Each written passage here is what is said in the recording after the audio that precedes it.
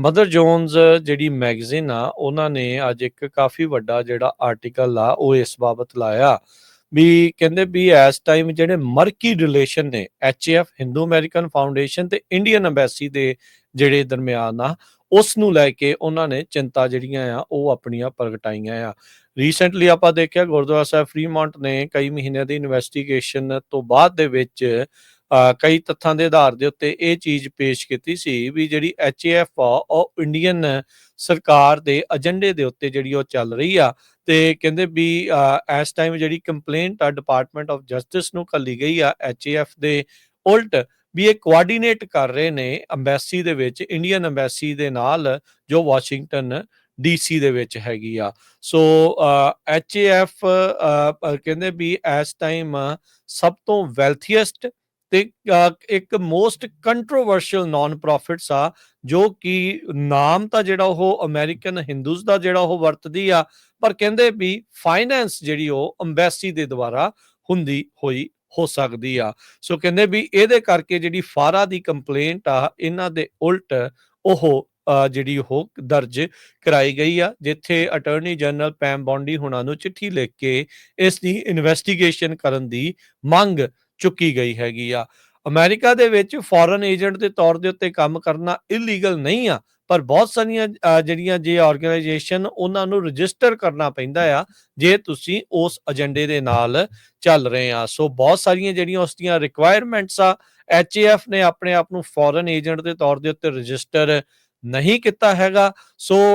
ਉਹ ਕਹਿੰਦੇ ਵੀ ਪਬਲਿਕਲੀ ਫਿਰ ਉਹ ਡਿਸਕਲੋਜ਼ ਜਿਹੜਾ ਉਹਨਾਂ ਨੂੰ ਨਹੀਂ ਕਰਨਾ ਪੈਂਦੀ ਡੀਟੇਲਡ ਇਨਫੋਰਮੇਸ਼ਨ ਵੀ ਭਾਰਤ ਦੀ ਸਰਕਾਰ ਦੇ ਨਾਲ ਉਹਨਾਂ ਦੀਆਂ ਕੀ ਡੀਲਿੰਗਸ ਜਿਹੜੀਆਂ ਆ ਉਹ ਚੱਲ ਰਹੀਆਂ ਹੈਗੀਆਂ ਆ। ਸੋ ਮਿਲੀਅਨਸ ਆਫ ਡਾਲਰ ਉਹਨਾਂ ਦੇ ਬੈਂਕ ਖਾਤਿਆਂ 'ਚ ਮਿਲੀਅਨਸ ਆਫ ਡਾਲਰ ਹਰ ਸਾਲ ਆਪਣੀ ਕਮਿਊਨਿਟੀ ਦੇ ਉਲਟ ਜਿਹੜੇ ਉਹਨਾਂ ਦੇ ਉਲਟ ਪ੍ਰੋਪੇਗੈਂਡੇ ਦੇ ਵਿੱਚ ਉਹ ਵਰਤਦੇ ਆ ਜਿਹਦੇ ਵਿੱਚ ਆਪਾਂ ਨੂੰ ਦੇਖਿਆ ਵੀ ਉਹ ਗੁਰਦੁਆਰਾ ਸਾਹਿਬ ਨੂੰ ਅੱਤਵਾਦ ਦੇ ਅੱਡੇ ਨਸ਼ੀਲੇ ਪਦਾਰਥਾਂ ਦੇ ਅੱਡੇ ਜਿਹੜੇ ਆ ਉੱਥੋਂ ਤੱਕ ਉਹਨਾਂ ਨੇ ਆਖਿਆ ਆ ਤੇ ਆਪਣੀ ਕਮਿਊਨਿਟੀ ਹੱਥ ਤੇ ਹੱਥ ਧਰ ਕੇ ਬੈਠੀ ਆ ਸੁੱਤੀ ਆ ਪਤਾ ਨਹੀਂ ਵੀ ਕੋਈ ਆਊਗਾ ਤੇ ਆਪਣੇ ਲਈ ਕੋਈ ਇਹ ਲੜਾਈ ਸ਼ਾਇਦ ਲੜ ਕੇ ਜਾਊਗਾ। So as a community as a ਪ੍ਰਬੰਧਕ ਗੁਰੂ ਘਰਾਂ ਦੇ ਵੱਖ-ਵੱਖ ਇਸ ਦੇ ਲਈ ਵਿੱਚ ਮੈਨੂੰ ਇਦਾਂ ਲੱਗ ਰਿਹਾ ਮਹਿਸੂਸ ਹੋ ਰਿਹਾ ਪਰਸਨਲੀ ਆਪਾਂ ਇਹ ਫੀਲ ਕਰ ਰਹੇ ਆ ਬਹੁਤ ਸਾਰੀ ਕਮਿਊਨਿਟੀ ਦੇ ਹੋਰ ਮੈਂਬਰਸ ਵੀ ਇਹ ਫੀਲ ਕਰ ਰਹੇ ਆ ਵੀ ਆਪਾਂ ਕਿਤੇ ਢਿੱਲਤ ਨਹੀਂ ਜਿਹੜੀ ਉਹ ਦਿਖਾ ਰਹੇ ਆਪਾਂ ਕਿਤੇ ਸੁੱਤੇ ਤਾਂ ਨਹੀਂ ਜਿਹੜੇ ਉਹ ਰਹਿ ਰਹੇ ਵੀ ਇਹਦੇ ਵਿੱਚ ਕੀ ਕਰ ਰਹੇ ਆ। ਉਹ ਅਗਲੇ ਤੁਹਾਡੀ ਕੰਪਲੇਂਟ ਤੋਂ ਬਾਅਦ ਦੇ ਵਿੱਚ ਵੀ ਬਿਆਨ ਜਿਹੜੇ ਆ ਉਹ ਦਿੰਦੇ ਨੇ ਉਹ ਇਹ ਕਹਿ ਰਹੇ ਨੇ ਵੀ ਤੁਸੀਂ ਲਿਆਓ ਜਿਹੜੀ ਕੰਪਲੇਂਟ ਤੁਸੀਂ ਲਿਆਉਣੀ ਆ ਉਹ ਬਿੱਲ 509 ਦੇ ਉਲਟ ਪੂਰਾ ਪ੍ਰਚਾਰ ਜਿਹੜਾ ਕਰ ਰਹੇ ਆ ਟਰਾਂਸਨੈਸ਼ਨਲ ਰਿਪਰੈਸ਼ਨ ਬਿੱਲ ਦੇ ਜਿਹੜਾ ਉਹ ਉਲਟ ਤੇ ਆਪਾਂ ਕਿਹਦੀ ਜਿਹੜੀ ਉਹ ਵੇਟ ਇੰਤਜ਼ਾਰ ਜਿਹੜਾ ਉਹ ਕੀਤਾ ਜਾ ਰਿਹਾ ਆ। ਕੀ ਗੁਰੂ ਘਰਾਂ ਵੱਲੋਂ ਅਪਰੋਚ ਕੀਤੀ ਗਈ ਆ ਅਸੈਂਬਲੀ ਮੈਂਬਰਸ ਤੱਕ ਜੇ ਕੀਤੀ ਗਈ ਆ ਚੰਗੀ ਗੱਲ ਆ। ਕੀ ਅਪਰੋਚ ਕੀਤੀ ਗਈ ਆ ਜਿਹੜੀ ਹਰਜੋਤ ਸਿੰਘ ਜੀ ਗਵਰਨਰ ਤੱਕ ਕਿਉਂਕਿ ਅਸੈਂਬਲੀ ਦੇ ਵਿੱਚ ਇਹ ਬਿੱਲ ਪਾਸ ਹੋਣ ਤੋਂ ਬਾਵਜੂਦ ਵੀ ਇਹ ਫੇਲ ਹੋ ਜਾਊਗਾ ਜੇ ਗਵਰਨਰ ਇਸ ਨੂੰ ਵੀਟੋ ਕਰ ਦਿੰਦਾ ਆ ਤੇ ਵੀਟੋ ਕਰਾਉਣ ਦੇ ਲਈ ਉਹਨਾਂ ਨੂੰ ਸਿਰਫ ਇੱਕ ਬੰਦੇ ਦਾ ਕੰਨ ਭਰਨੇ ਪੈਣੇ ਆ ਉਹ ਕੌਣ ਆ ਨਿਊਸਮ ਉਹੀ ਬੰਦਾ ਜਿਹਨੇ 403 ਬਿੱਲ ਜਿਹੜਾ ਕਾਸਟ ਵਾਲਾ ਬਿੱਲ ਸੀ ਉਹਦੇ ਉਲਟ ਵੀਟੋ ਜਿਹੜਾ ਉਹ ਕਰ ਦਿੱਤਾ ਸੀ ਜਿਹਦੇ ਵਿੱਚ ਬਾਅਦ ਚ ਪਤਾ ਲੱਗਾ ਸੀਗਾ ਵੀ ਬਹੁਤ ਸਾਰੀਆਂ ਜਿਹੜੀਆਂ ਹਿੰਦੂ ਜੈਂਟਲਮੈਨ ਕਹਿ ਲੋ ਵੀ ਉਹਦੇ ਕਹਿ ਸਕਦੇ ਵੀ ਜਿਹੜੇ ਉਹਨੂੰ ਰਾਸ਼ੀ ਦਿੰਦੇ ਆ ਡੋਨਰ ਦਿੰਦੇ ਆ ਉਹ ਬਾਅਦ ਚ ਹੁੱਬ ਕੇ ਕਹਿ ਰਹੇ ਸੀਗੇ ਵੀ ਅਸੀਂ ਉਸ ਬਿੱਲ ਨੂੰ ਵੀਟੋ ਜਿਹੜਾ ਉਹ ਕਰਵਾਇਆ। ਕੀ ਆਪਣੀ ਕੋਈ ਅਪਰੋਚ ਚੱਲ ਰਹੀ ਆ ਕੋਈ ਸਾਂਝੀਵਾਲਤਾ ਜਿਹੜੀ ਉਹ ਨਜ਼ਰ ਆ ਰਹੀ ਆ ਕਿ ਸਾਰੇ ਗੁਰੂ ਘਰ ਇਕੱਠੇ ਹੋ ਰਹੇ ਆ ਕੀ ਕਮਿਊਨਿਟੀ ਇਕੱਠੀ ਹੋ ਰਹੀ ਆ ਵੀ ਟਰਾਂਸਨੈਸ਼ਨਲ ਰਿਪਰੈਸ਼ਨ ਦੇ ਬਿੱਲ ਦੇ ਉਲਟ ਜੋ ਇਹਨਾਂ ਦਾ ਪ੍ਰਚਾਰ ਚੱਲ ਰਿਹਾ ਆ ਵੀ ਉਸ ਨੂੰ ਤੁਸੀਂ ਨਿਗੇਟ ਕਿੱਦਾਂ ਕਰਨਾ ਆ ਉਸ ਨੂੰ ਤੁਸੀਂ ਰੋਕਣਾ ਕਿੱਦਾਂ ਆ ਕਿਵੇਂ ਜਿਹੜਾ ਆ ਉਸ ਦੇ ਵਿੱਚ ਤੁਸੀਂ ਜਿਹੜੀ ਉਹ ਵੀਟੋ ਕਰਾਉਣ ਦੀ ਕੋਸ਼ਿਸ਼ ਆ ਜਾਂ ਅਸੈਂਬਲੀ ਦੇ ਵਿੱਚ ਉਹਨਾਂ ਨੂੰ ਫੇਲ ਕਰਾਉਣ ਦੀ ਜਾਂ ਉਹਦੇ ਉਲਟ ਜੋ ਪ੍ਰੋਪੋਗੈਂਡਾ ਕਰਨ ਦੇ ਲਈ ਜੋ ਚੱਲ ਰਿਹਾ ਆ ਵੀ ਉਸ ਨੂੰ ਤੁਸੀਂ ਕਿੱਦਾਂ ਜਿਹੜਾ ਉਹ ਰੋਕਣਾ ਆ। ਸੋ ਬਾਰ-ਬਾਰ ਅਸੀਂ ਤਾਂ ਹੋਕਾ ਦੇ ਸਕਦੇ ਆ ਇਵੈਂਚੁਅਲੀ ਕਰਨਾ ਕਿੰਨਾ ਨੇ ਆ ਸਾਰਿਆਂ ਨੇ ਕਮਿਊਨਿਟੀ ਨੇ ਮਿਲ ਕੇ ਸਾਰੇ ਲੋਕਾਂ ਨੇ ਮਿਲ ਕੇ ਤੇ ਸਾਰੇ ਗੁਰੂ ਘਰਾਂ ਨੇ ਜਿਹੜਾ ਉਹ ਮਿਲ ਕੇ ਇਹ ਆਰਗੇਨਾਈਜੇਸ਼ਨਾਂ ਨੇ ਮਿਲ ਕੇ ਜਿਹੜਾ ਉਹ ਕਦਮ ਜਿਹੜਾ ਉਹ ਅੱਗੇ ਚੱਕਣੇ ਆ। ਸੋ ਇਹ ਨਾ ਹੋਵੇ ਵੀ ਕੀਤੀ ਕਰਾਈ ਜਿਹੜੀ ਉਹ ਖੂਹ 'ਚ ਪੈ ਜਾਵੇ। ਸੈਨੇਟ 'ਚ ਜ਼ੋਰ ਲੱਗ ਗਿਆ ਬਿੱਲ ਨੂੰ ਪਾਸ ਕਰਾਉਣ 'ਚ, ਸਰਬਸੰਮਤੀ ਦੇ ਨਾਲ ਪਾਸ ਹੋਇਆ, ਬੜਾ ਸ਼ੁਕਰਾਨਾ ਹੈ ਮਹਾਰਾਜ ਦਾ। ਪਰ ਇਹ ਅਸੈਂਬਲੀ 'ਚ ਵੀ ਜੇ ਪਾਸ ਹੁੰਦਾ ਆ ਤਾਂ ਉਸ ਤੋਂ ਬਾਅਦ ਦੇ ਵਿੱਚ ਜਿਹੜੀ ਸਭ ਤੋਂ ਵੱਡੀ ਹਰਡਲ ਉਹ ਗਵਰਨਰ ਨਿਊਸਮ ਜਿਹੜੇ ਉਹ ਨਜ਼ਰ ਆਉਂਦੇ ਆ। ਇੰਨਾ ਵੱਡਾ ਜਿਹੜਾ ਹਰਜੋਤ ਸਿੰਘ ਜੀ ਘਾਣ ਹੋ ਰਿਹਾ ਹੋਵੇ ਅਮਰੀਕਾ ਦੇ ਵਿੱਚ, ਅਮਰੀਕੀ ਧਰਤੀ ਦੇ ਉੱਤੇ ਆ ਕੇ ਅਮਰੀਕੀ ਨਾਗਰਿਕਾਂ ਨੂੰ ਮਾਰਨ ਦੀਆਂ ਸਾਜ਼ਿਸ਼ਾਂ ਰਚ ਰਹੀਆਂ ਹੋਣ। ਨਿਖਿਲ ਗੁਪਤਾ ਜਿਹੜਾ ਕਿ ਇੰਡੀਅਨ ਜਿਹੜਾ ਰॉ ਦੇ ਨਾਲ ਮਿਲ ਕੇ, ਉਹ ਯਾਦਵ ਦੇ ਨਾਲ ਮਿਲ ਕੇ ਇੱਥੇ ਸੁਪਾਰੀਆਂ ਦੇ ਰਿਹਾ। ਕੱਲਾ ਸੁਪਾਰੀਆਂ ਨਹੀਂ ਦੇ ਰਿਹਾ, ਉਹਦੀ ਆਪਣੀਆਂ ਜਿਹੜੀਆਂ ਇਸ ਦੇ ਵਿੱਚ ਜੋ ਗੱਲਬਾਤ ਆ ਯਾਦਵ ਦੇ ਨਾਲ, ਉਸ ਦੇ WhatsApp ਮੈਸੇजेस ਦੀ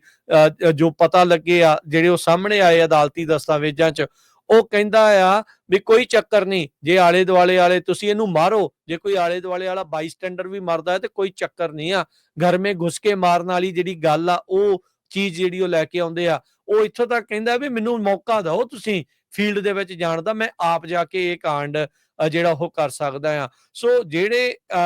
ਇੱਥੇ ਇਦਾਂ ਦੀ ਚੀਜ਼ ਜਿਹੜੀ ਉਹ ਵਾਪਰ ਰਹੀ ਹੋਵੇ ਤੇ ਸਾਡੇ ਗਵਰਨਰ ਸਾਹਿਬ ਜਾਂ ਸਾਡੇ ਜਿਹੜੇ ਹੋਰ ਲਾਅ ਮੇਕਰਸ ਆ, ਉਹਨਾਂ ਨੂੰ ਉਸ ਦੇ ਉੱਤੇ ਉਹਨਾਂ ਦੀ ਚੁੱਪੀ ਹੋਵੇ। ਕਾਰਨ ਕੀ ਆ? ਕਿ ਉਹਨਾਂ ਨੂੰ ਪਤਾ ਨਹੀਂ ਕਿ ਸਿੱਖਾਂ ਦੀ ਜਾਨ ਦੀ ਕੀਮਤ ਨਹੀਂ ਆ, ਕਿ ਸਾਡੀਆਂ ਜ਼ਿੰਦਗੀਆਂ ਜਿਹੜੀਆਂ ਆ ਉਹ ਕੀਮਤੀ ਨਹੀਂ ਆ। ਸੋ ਇਹ ਚੀਜ਼ਾਂ ਨੂੰ ਜਿਹੜਾ ਉਹ ਜਾਣਨ ਦੀ ਲੋੜ ਆ, ਇਹਨਾਂ ਨੂੰ ਚੁੱਕਣ ਦੀ ਲੋੜ ਆ, ਤਾਂ ਜੋ ਭਾਈ ਇਦਾਂ ਦੀਆਂ ਜਿਹੜੀਆਂ ਸੰਸਥਾਵਾਂ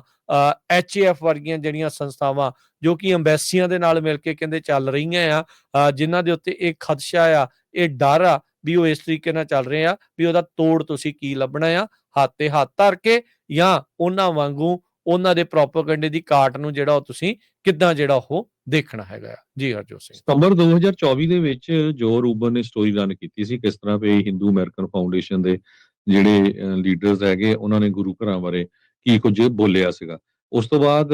ਸੈਂਟਾ ਕਲਾਰਾ ਕਾਉਂਟੀ ਦੇ ਡਿਸਟ੍ਰਿਕਟ ਅਟਾਰਨੀ ਦੇ ਨਾਲ ਵੀ ਕੁਝ ਗੁਰੂ ਘਰਾਂ ਦੀ ਕਮੇਟੀ ਦੇ ਮੈਂਬਰਾਂ ਦੀ ਗੱਲਬਾਤ ਹੋਈ ਸੀ। ਉਸ ਤੋਂ ਬਾਅਦ ਮੈਨੂੰ ਲੱਗਦਾ ਵੀ ਸਾਰੇ ਸੌ ਗਏ ਹੈਗੇ ਆ। ਸੋ ਸਾਡਾ ਜਿਹੜਾ ਬਾਰ-ਬਾਰ ਆਪਣੇ ਪੰਜਾਬੀਆਂ ਨੂੰ ਨੋ ਮੈਟਰ ਤੁਸੀਂ ਸਿੱਖ ਆ ਜਾਂ ਹਿੰਦੂ ਆ, ਉਹਨਾਂ ਨੂੰ ਅਵੇਅਰ ਕਰਨਾ, ਹਿੰਦੂ ਅਮਰੀਕਨ ਫਾਊਂਡੇਸ਼ਨ ਜਾਂ ਕੋਹਿਨਾ ਦੇ ਬਾਰੇ ਕੀ ਕੁਝ ਵਾਪਰਿਆ, ਕਿੰਨਾ ਝੂਠਾ ਪ੍ਰਚਾਰ ਕਰ ਰਿਹਾ, ਉਹਦਾ ਮਕਸਦ ਇਹ ਨਹੀਂ ਹੈ ਵੀ ਕੋਈ ਆਪਾਂ ਹਿੰਦੂਆਂ ਦੇ ਉਲਟ ਹੈਗੇ ਆ ਜਾਂ ਕਿਸੇ ਹਿੰਦੂਆਂ ਦੀ ਧਾਰਮਿਕ ਜਥੇਬੰਦੀ ਦੇ ਉਲਟ ਆ। ਹਿੰਦੂ ਅਮਰੀਕਨ ਫਾਊਂਡੇਸ਼ਨ ਕੋਈ ਧਾਰਮਿਕ ਜਥੇਬੰਦੀ ਨਹੀਂ। ਹਿੰਦੂ ਅਮਰੀਕਨ ਫਾਊਂਡੇਸ਼ਨ ਉਹ ਆ ਜੋ ਇੱਕ ਸਮੀਅਰ ਕੈਂਪੇਨ ਚਲਾਉਂਦੀ ਹੈਗੀ ਆ ਉਹਨਾਂ ਸਕਾਲਰਸ, ਉਹਨਾਂ ਆਰਗੇਨਾਈਜੇਸ਼ਨਸ ਦੇ ਉਲਟ ਜਿਹੜੀਆਂ ਭਾਰਤੀ ਜਨਤਾ ਪਾਰਟੀ ਜਾਂ ਰਾਈਟ ਵਿੰਗ ਐਲੀਮੈਂਟਸ ਹੈਗੇ ਆ ਇੰਡੀਆ ਦੀ ਪੋਲਿਟਿਕਸ ਦੇ ਵਿੱਚ, ਉਹਨਾਂ ਨੂੰ ਆਈਡੀਓਲੋਜੀਕਲੀ ਅਪੋਜ਼ ਕਰਦੇ ਹੈਗੇ ਆ।